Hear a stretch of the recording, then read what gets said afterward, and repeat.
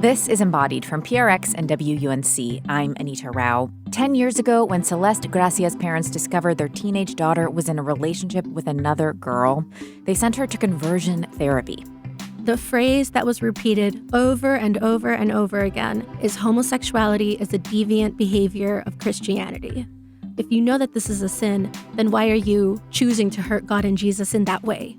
Today on Embodied, how this particular political moment is prompting Celeste to reflect on her journey of healing from religious trauma and why she chooses to forgive but not forget.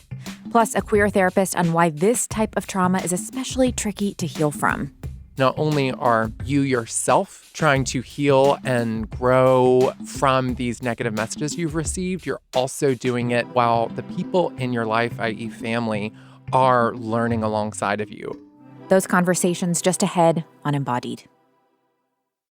10 years ago this June, Jim Obergefell stood outside the Supreme Court marking a historic win. The court case in his name that legalized same-sex marriage. Today's ruling from the Supreme Court affirms what millions across this country already know to be true in our hearts. Our love is equal. Pride parades filled the streets, an outpouring of celebration captured on national television. But on the other side of one of those TV screens in a living room in South Texas was a 17-year-old who was hearing a very different message from her faith and her parents. That her queer identity was an illness that needed to be cured. At that time, I was going through conversion therapy because my parents had found out about my sexuality. I was isolated and alone, and I remember seeing this on the TV and then going into the bathroom, and I turned on the bathroom fan so that way my family wouldn't hear me crying on the floor. For Celeste, this moment is a core memory, something she's thought about a lot in the 10 years since she was that scared teenager on the bathroom floor. All the threads that were tangled up in that moment, faith, family, sexuality, and politics, are ones she's still unraveling today. The religious trauma that she experienced then is something she's only recently begun to work through. And in the recent weeks and months, she's found herself returning to a familiar question. When we've experienced wrongs and trauma at the hands of people and institutions that once supported us, how do we forgive and heal? This is Embodied, our show about sex, relationships, and health. I'm Anita Rao. Celeste Gracia is a name that may be familiar to some of our listeners.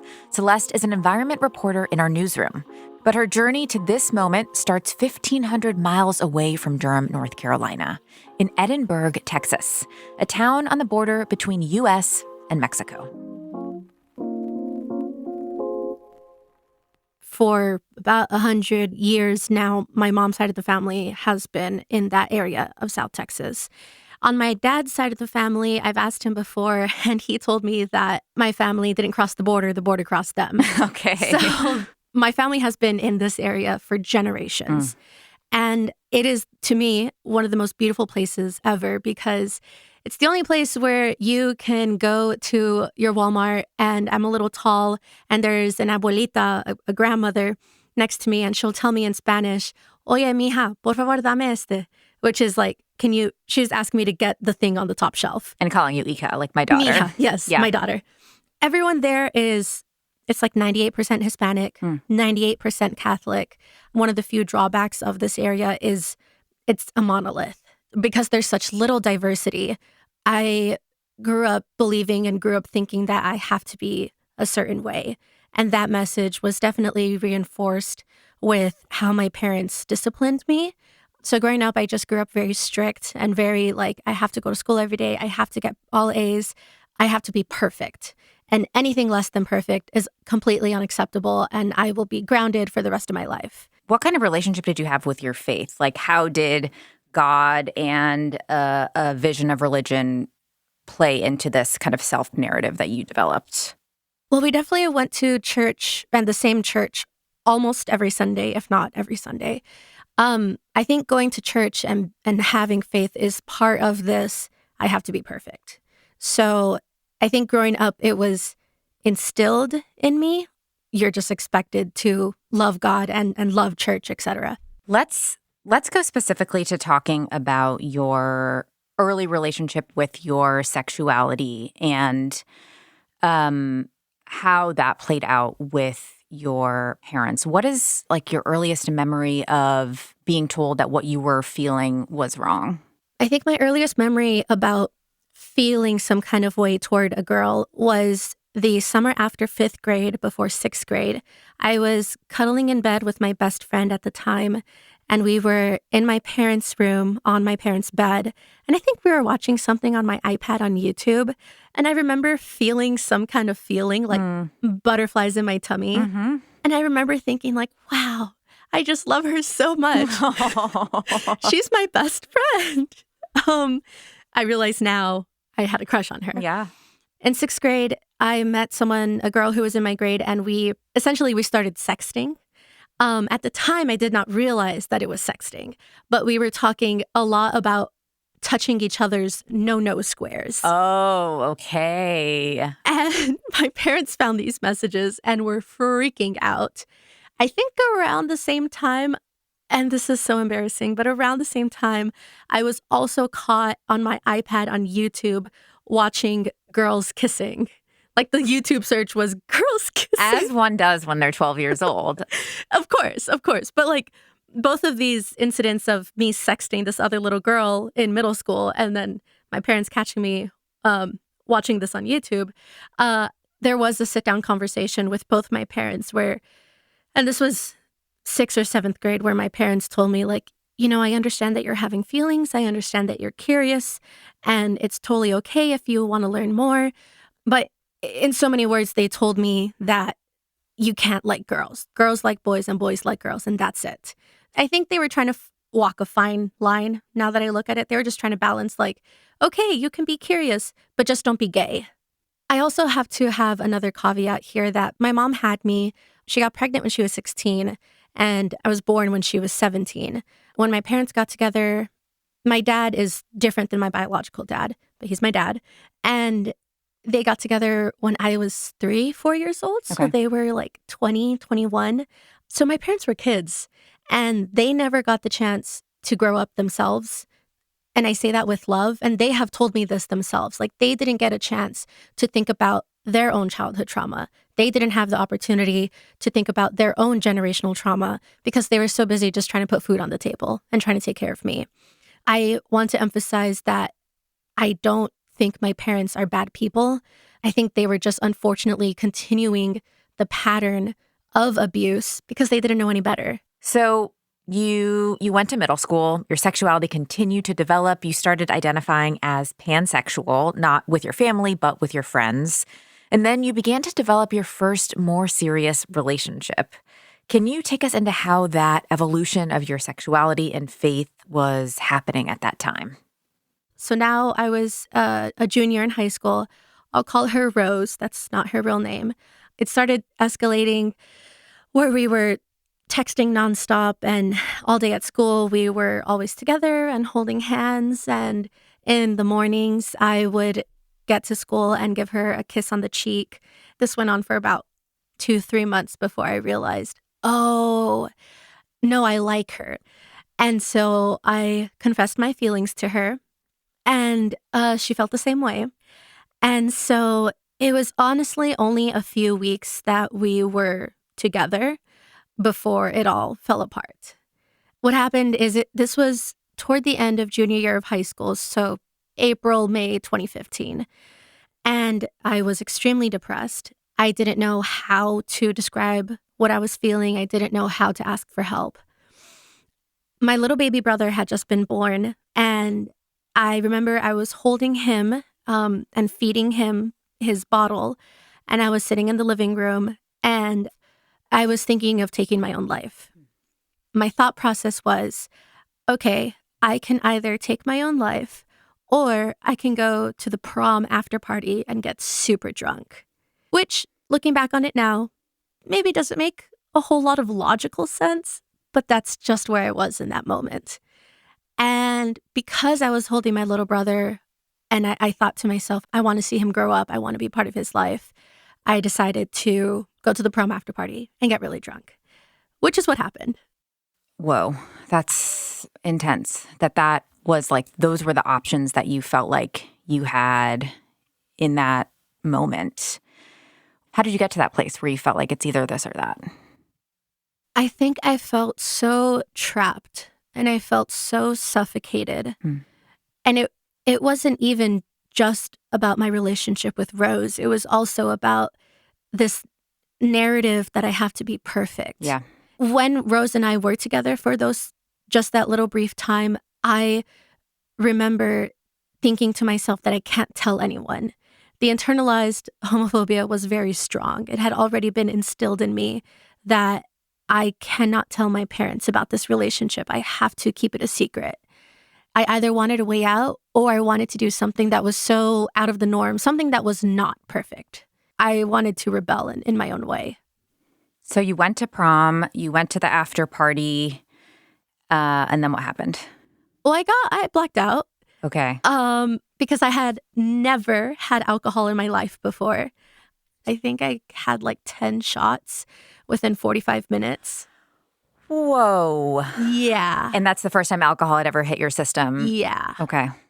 I was caught red-handed by my parents because it was already past midnight and I had not told them that I was at my friend's house. And so they called me because they were worried.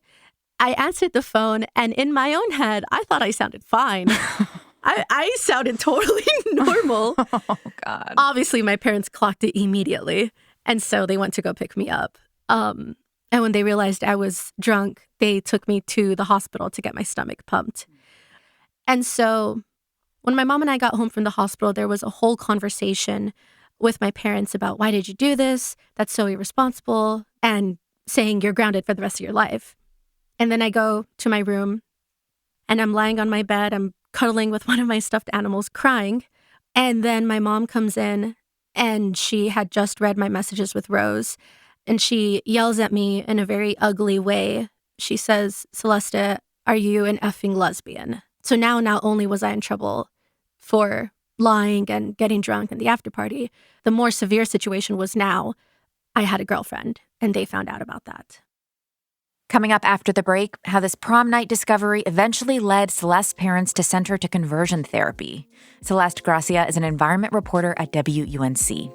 And you're listening to Embodied from North Carolina Public Radio, a broadcast service of the University of North Carolina at Chapel Hill. You can also hear Embodied as a podcast. Follow and subscribe on your platform of choice. We'll be right back.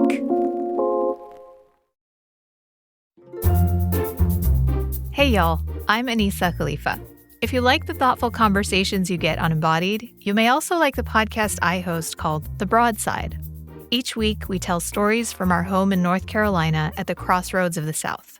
The Broadside dives into issues that might not be on the front page, but deserve a closer look, like how a small town became the cricket capital of the South, or how our relationship to soda has evolved over the last century. Find The Broadside from WUNC wherever you get your podcasts.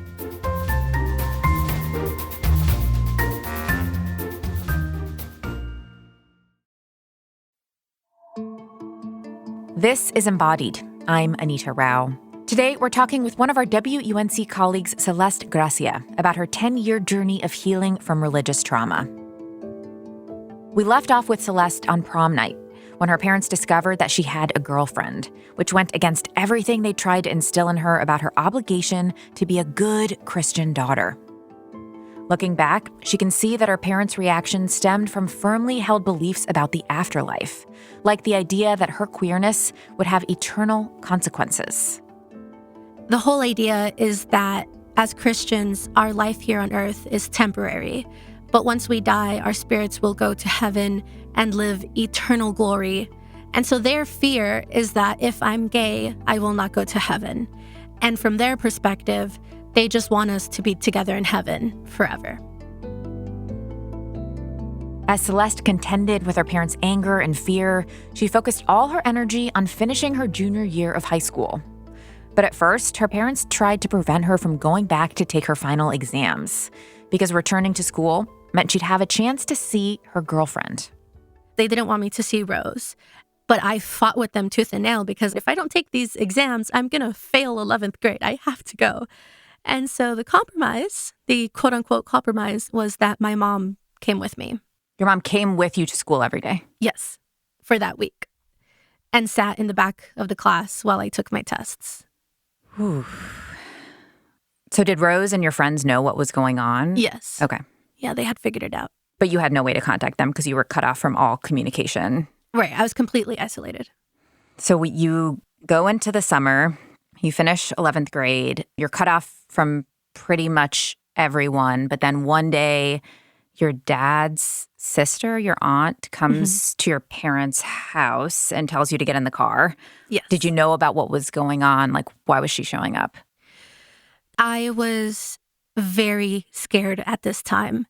I remember it was around that time when my parents were still so angry with me that my little brother, he was only 2 months old at the time, and he needed a diaper change. So I went to change his diaper, and my parents told me, no, don't touch him.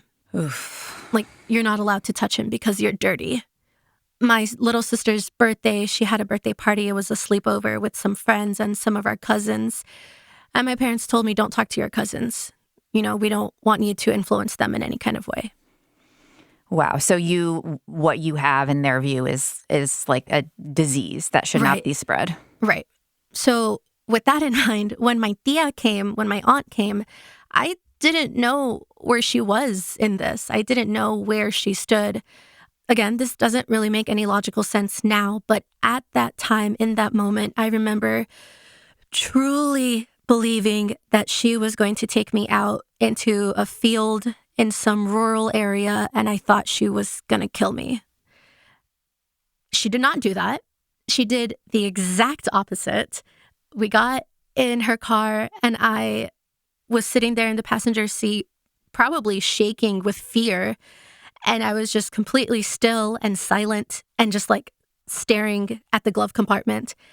And she said, Celeste, come here. And she gave me the biggest hug and the biggest squeeze. She gave me a kiss. We went to IHOP.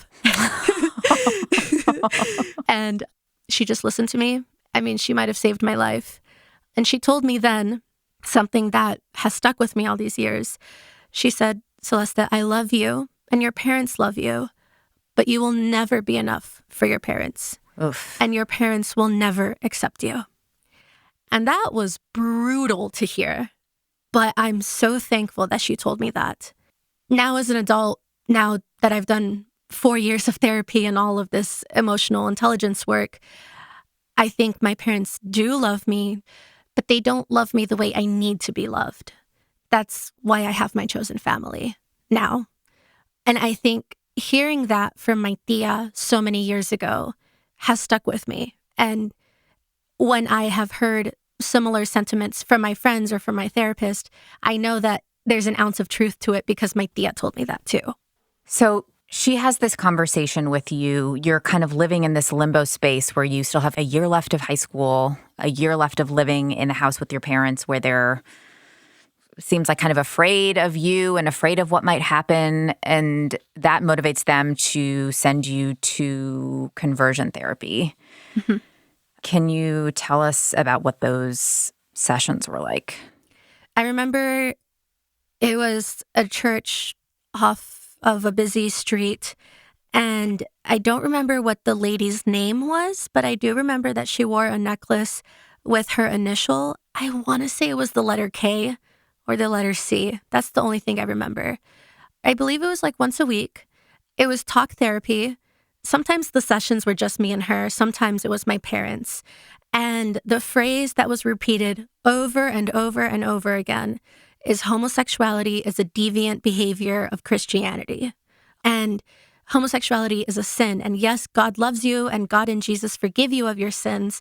But why would you want to commit a sin anyway?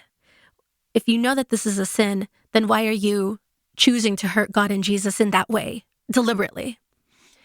I fought this for a while, and I was trying to make my therapist and trying to make my parents understand that this is not a choice.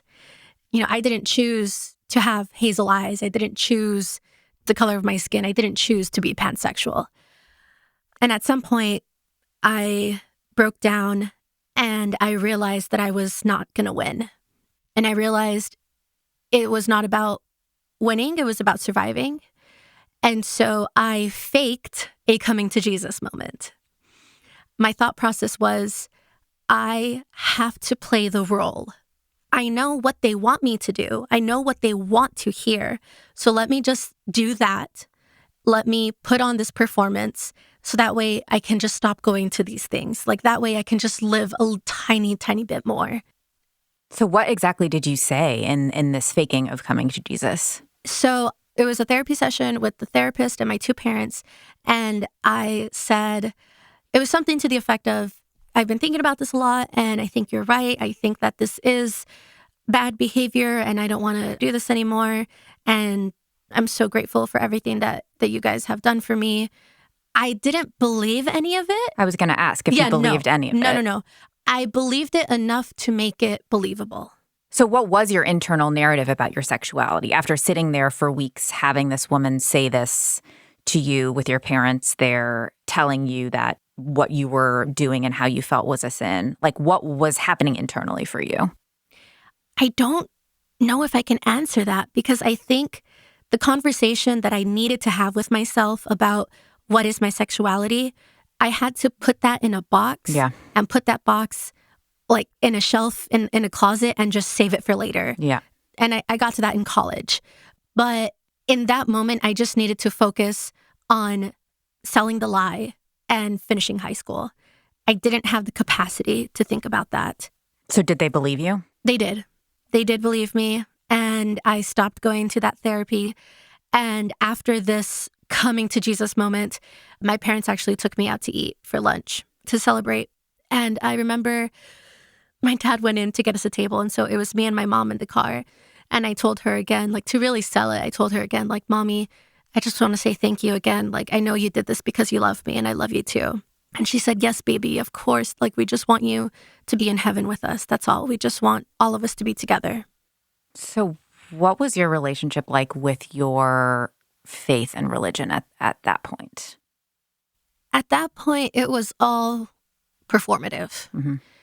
I did not get a chance to really explore my faith and my sexuality until college and even into my adulthood.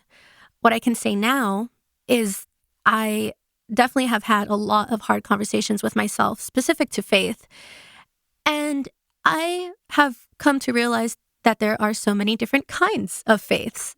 And now that I am no longer living in South Texas and I went to college and I met new people and saw new things, I feel like who's to say which religion is actually true or not true? And I think that having faith is a very deliberate choice. And so I do consider myself a Christian today and forever because I would rather live my life believing in God and Jesus only to die and find out that he's not real than to live my life not believing in him only to die and find out he is real. However, how I choose to show my faith is through love. It is my belief that God and Jesus and Christianity is nothing but love. I'm not the type of Christian that I'm going to bug you to come to church with me every Sunday. I actually don't have a church that I go to every Sunday because I really reject the idea of organized religion. I have a personal relationship with God and Jesus, and that's all I need. You were in survival mode and you'd put everything into a box because there was no way to look at your relationship with your sexuality when you were in survival mode. Right. You finish high school, you go to college. When did you kind of begin to take the box out of the closet and begin to kind of name and unpack some of the things that you'd been experiencing as religious trauma? Not until after college. I graduated college in December 2018, and I started working here at WUNC in September 2019. So it really wasn't until the end of 2019, the beginning of 2020, that I was finally able to unpack all of that. Because throughout college, I did have more freedom. I wasn't necessarily in survival mode, but I did know that I needed to become independent from my parents. I knew that I could use my education and my career as a way out. And so during college, I worked so hard to get in internships and to do as many extracurriculars as I could. I mean, one semester I was taking 5 classes, working a part-time job, also working a part-time internship for free, plus like 2 or 3 extracurricular activities. Wow. But it paid off because I graduated early. And as soon as I graduated, I had the biggest blessing to go intern at NPR in Washington, D.C. And then I ended up here. So it wasn't until after all that I was finally able to digest this. So this is within the past 5 years. So it's a new kind of phase of your life, unpacking and naming this. In terms of your sexuality in college, were you exploring that more freely on your own terms, or was that also kind of still put to the side to be in survival mode? Well, Rose and I actually continued our relationship. Despite everything that happened, we reconnected toward the end of senior year of high school. We were together for about another year and a half, and I ended things with her at the beginning of our second year of college. And I did that because my parents had once again found out about us. So I was with Rose for the first part of my college career. And then after that, I mostly just stuck to dating boys. Like in the back of my mind, I knew that dating men was just going to be easier than dating a woman. While you've shared all these stories from your past, you've also shared a lot of like moments of reflection and insight that you kind of attribute to some of the work that you've been doing in the past 4 or 5 years. But I guess I'm curious about what led you to decide to go to therapy after having had such a traumatic experience with someone who claimed to be giving you therapy. Like, how did you decide to go back and seek out a therapist? I wasn't scared. I think because I was in a brand new state, in an area that's more progressive, I felt confident that I was going to get the help that I needed. I think also enough years had passed from the actual situation that I was ready to talk about it. So I started therapy in January 2021. And again, I'm so blessed to say that I've had the same therapist the entire time, and I love her so much. And she is bisexual. And I think obviously our trust has built over time, but I knew that she would help me. There's a lot of internalization that you've kind of mentioned that happened in moments of your life of like voices or critiques or narratives that you have to do this to be enough. You have to succeed in this way to be enough. Are there moments in your life now where you feel like those voices come back? Yes, every day. I have a negative core belief that I'm not enough, that no matter what I do, no matter how many journalism awards I win, no matter how often I go home to visit my family, I am not a good enough daughter. I'm not a good enough sister. I'm not a good enough journalist. I'm not a good enough friend. Those voices are definitely a part of my everyday narrative. But I think those voices have gone from a volume of 100 to a volume of 2. That's pretty stark. Yeah. Yeah. I recognize that it's there, but it's very minute. I mentioned earlier having my chosen family. My chosen family has also come together over the past 5 years. Whenever these voices start to act up a little bit, I just think, what would my friends tell me? And then the beliefs immediately go away. Also, for the past year, I've been single, and I have spent a lot of time with myself where I've just come to know myself really well, and I am starting to love myself a lot. And so having that self-confidence also helps with all of the core negative beliefs I have. Your parents did at one point apologize for sending you to conversion therapy. When did that apology happen, and what did it look like? How specific was it to the things that you experienced? I think the apology happened around 2020. I can't exactly remember how it came up. I do remember the conversation happening with my dad. There was a recent family incident that's separate from this, and my dad was apologizing and saying, "I'm sorry if this is traumatizing you." And I said, "No, this is not what has traumatized me." And he said, well, what has? And I said, well, everything you did to me, this, and this. And he said, you're right. And I apologize for that, and that. And I'm sorry. What we did was so extreme. It was cruel. And I'm so sorry. I know that we can't take it back, but please know that we are never going to do anything like that again. And it's true. My parents have learned their lesson and they have been better toward my younger siblings. And my mom and I actually now can have open conversations about generational trauma. And my mom acknowledges that she passed down her generational trauma to me. And that's huge. Now, all this to say, my parents do still hold the same belief that being gay is a sin. The last time we had this conversation was in October, November of 2023. And they were just saying like, well, I understand that that's how you feel. You know, I love you, but I don't love the sin. However, that's between you and God. You're still my daughter, but maybe we just shouldn't really talk about it. So are there big parts of your life that you just don't share with them now? Yes. My parents probably have never heard of Chapel Roan, and yet she was my #1 most listened to artist last year. Currently, right now, I am talking to someone who is amazing and wonderful, and I'm really excited. And we're just in the talking stage, but it's the stage where I get butterflies and like I'm screaming and kicking my feet. And I want to be able to share that with my parents. I wish I could tell them like, hey, I'm talking to this wonderful girl. You guys would love her, but I can't. And that's sad. And that sucks. I'll put it this way. If I were to ever marry a woman, I would still want my dad to walk me down the aisle. But if my dad decides that he cannot walk me down the aisle because it's going to conflict with his moral and spiritual beliefs, I understand. That is heartbreaking, but that's okay because I have people who will walk me down the aisle.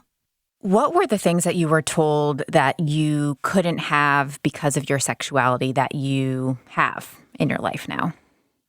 Community is the first thing that comes to mind, and having people who love me and accept me unconditionally. A relationship with God.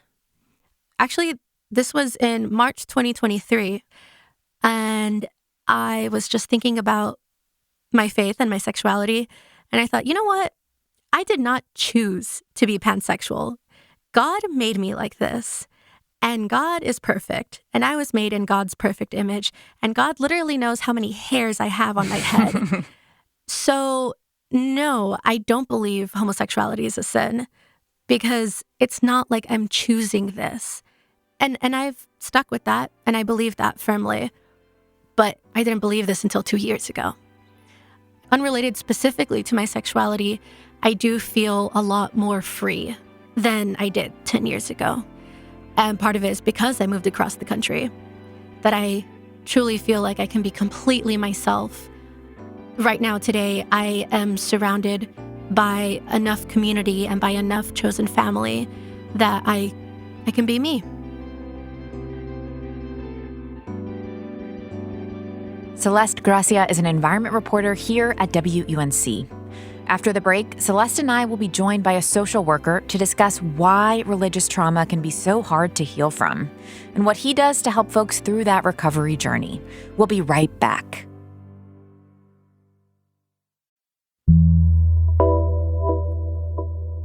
This is Embodied. I'm Anita Rao.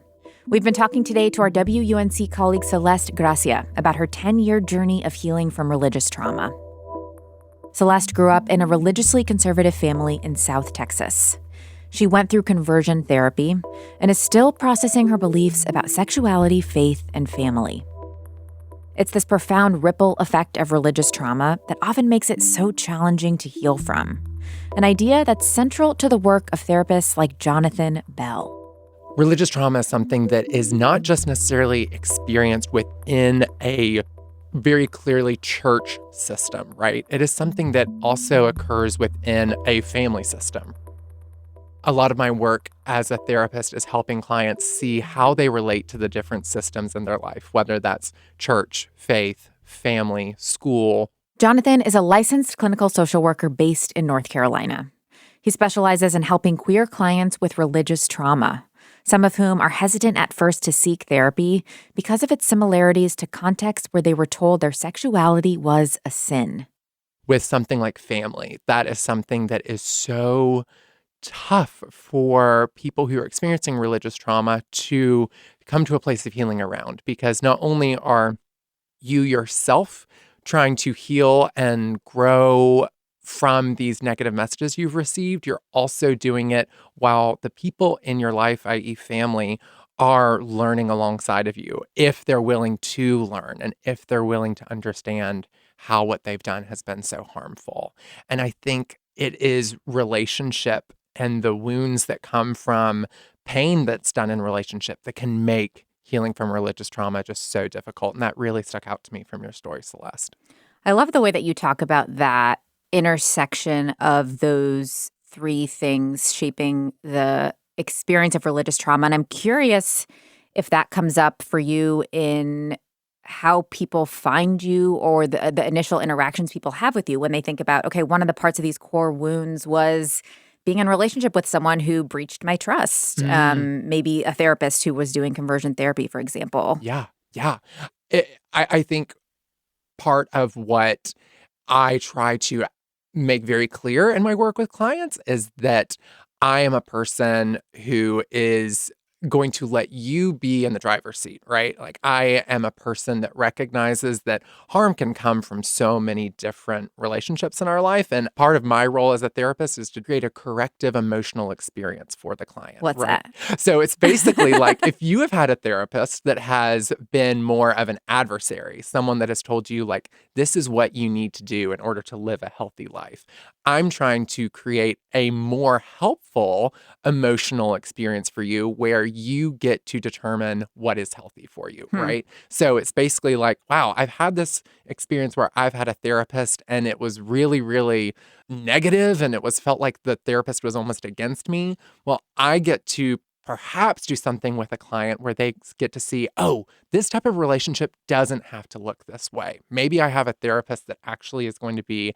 an advocate and an ally for me rather than someone who's a challenger in a negative way. And so I think my role as a therapist, I try to make it very clear that I am trying to be a representation of what a healthy relationship can look like. Celeste, what comes up for you when you hear him say that, in terms of any questions you have for Jonathan about, like, working with folks with religious trauma? Well, I will say everything that you've described, I think that my therapist has made that space for me, which I'm just so thankful for. One question that I did have for you, I have found myself still to this day with a lot of internalized homophobia toward myself, never toward anyone else. Yet I do hold a small amount of animosity toward myself.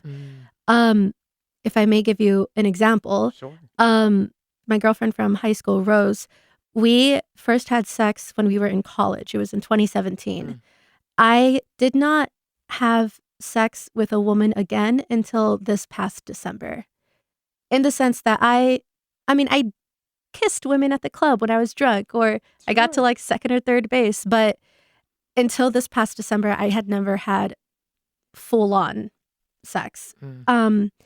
And this just happened a couple months ago, and I was telling my friends, oh, I'm gay. Like, I enjoyed that. I enjoyed that way more than I've ever enjoyed being with a man. I think I'm gay. Yeah. And my friends were like, really? I didn't know. But it wasn't a shock to me, but I was acting that way because I was still holding on to a sliver of hope that maybe I would not like it. And if I didn't like having sex with a woman, then maybe I still could be with a man. Yeah. And I'm just curious, how do you approach this? Oh my gosh. I think that is such a really, really interesting point that you bring up. I think what is really sticking with me is also a part of what makes religious trauma so precarious is that a lot of what I walk with my clients around is how oftentimes there's something called like a misalignment that happens, right? We have sort of an external behavior, or we are doing something that perhaps doesn't align with how we view ourselves or exactly what we believe, right? And so me as a therapist, if you were my client and you were telling me that story, I would perhaps sit with you and say, so, help me understand. It sort of sounds like that it perhaps has taken you some time to be able to get to a place where you feel comfortable maybe using the word gay for yourself, or perhaps having an experience where you are engaging physically with another partner. Can we maybe like sit together and understand like what have been some of the internal things that are there to protect you, right? Like all of these internal messages or sort of defense mechanisms are there to protect you and keep you safe. And let's just take some time to sort of unpack what those have looked like for you and how maybe there's something that isn't quite lining up with what you're doing externally and how you see yourself internally. And how can we maybe slowly start to bring those two things into alignment with one another? And me as a therapist, I get to sort of sit with you while you're unpacking a norm or a belief that you haven't quite looked at for some time. Does that make sense? That makes perfect sense. And I can tell you that the internalized norm is the phrase that the therapist repeated to me over and over. Homosexuality is a deviant behavior of Christianity. Yeah. And so, again, referring back to my experience a couple months ago when I had sex with a woman, I do think like there was that very tiny voice that has been so deeply embedded in me saying homosexuality is a sin. Yeah. That makes perfect sense. So, Jonathan, I mean, that core belief, I know, is something that you have worked through in your own personal life in addition to therapy. Like, where are you in your relationship with unpacking that? Oh, man. Okay. Let me see if I can, still working on it, I'll say. I grew up in evangelicalism here in North Carolina. It was very difficult for me to come out and to hold these two truths of, gosh, am I allowed to be a person that is a Christian or someone who has a faith and also sees himself as gay? And it was through therapy that I started to, unpack those parts of myself, right? And I definitely came across very similar core beliefs that said, I'm bad, I'm dirty, I am not good enough. And so I think that it's still an ongoing process for me. It's been really powerful to recognize where I'm at now in looking at my chosen family, my community, my life with my partner, and seeing that, wow, I didn't realize that this type of a life was possible when I first came out and was processing through some of this.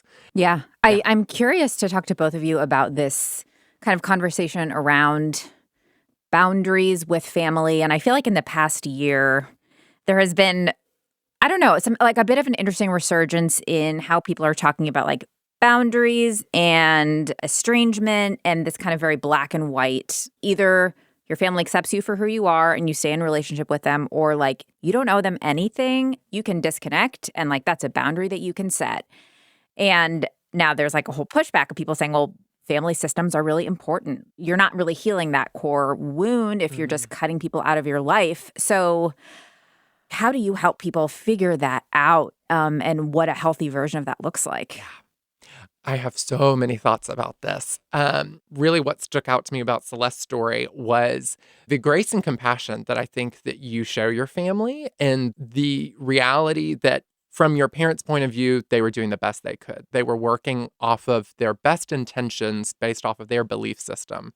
And I think that is so important and helps perhaps find another way that isn't the black and white, right? Because I think you're exactly right, Anita. I think that there is a very common pattern of, well, I either have to stay completely connected to my family as if nothing ever happened, or it's like, I'm never speaking to my family again.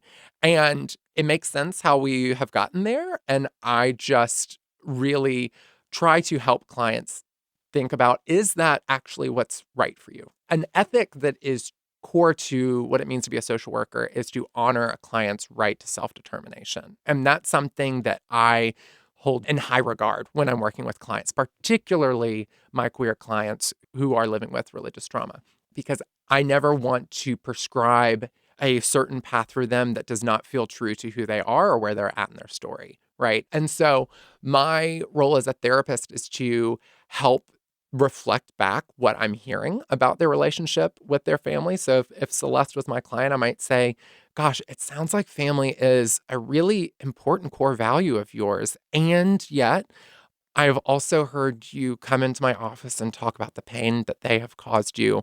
Help me understand what you want for your relationship with your family. And a client may say, like, oh, I want to be in a place where I'm able to bring my partner home to see my family over the holidays, or I want to be able to talk openly about my sexuality. And I say, okay, it's good to know of like what sort of the dream ideal is here. And if they do try it with a family and they realize, wow, this did not work out well, I really hoped that it did, then I help them process, okay, you tried and we sadly didn't get the result we were hoping for. Now, what do you want, right? How do you get to stay in the driver's seat? And, if this is something that's of value to you, I want to be your cheerleader and help you try this in a way where you feel like you're always going to have someone to come back to and process this with, and to talk about safety with, and to talk about pain with.